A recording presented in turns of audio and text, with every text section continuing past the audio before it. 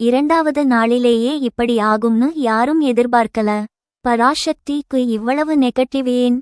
SK படம். ஆனா வசூல் ஏன் தடுமாறுது? கேப் விடாம அடிக்குறாங்க. காரணம் இதுதான். அந்த நிலையில்தான் பராசக்தி படம் நேற்று உலகமெங்கும் வெளியானது. படம் நன்றாக இருக்கிறது.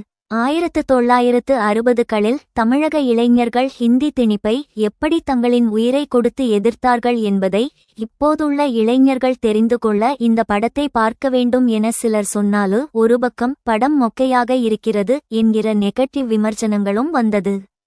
குறிப்பாக சிவகார்த்திகேயன் மீது கோபத்தில் இருக்கும் விஜய் ரசிகர்கள் இப்படத்திற்கு எதிராக களமாடி வருகிறார்கள். அவர்கள்தான் இப்படத்திற்கு எதிரான விமர்சனத்தை பரப்பினார்கள். அதிலும் பிரின்ஸ் படம் வெளியானபோது ரசிகர்கள் அப்படத்தை திட்டிய வீடியோவை பராசக்தி படத்திற்கு என்பது போல போலியான வீடியோக்களை பரப்பினார்கள். இதன் காரணமாக பராசக்தி படத்திற்கு படம் பார்க்க பலரும் செல்லவில்லை எனத் தெரிகிறது. நேற்று இப்படம் தமிழகத்தில் 11.50 கோடி வரை வசூல் செய்ததாக சொல்லப்பட்டது. இந்நிலையில் படம் வெளியாகி இரண்டாவது நாளான இன்று தமிழகத்தின் பல தியேட்டர்களிலும் பராசக்தி காத்து வாங்குவதாக செய்திகள் பரவி வருகிறது.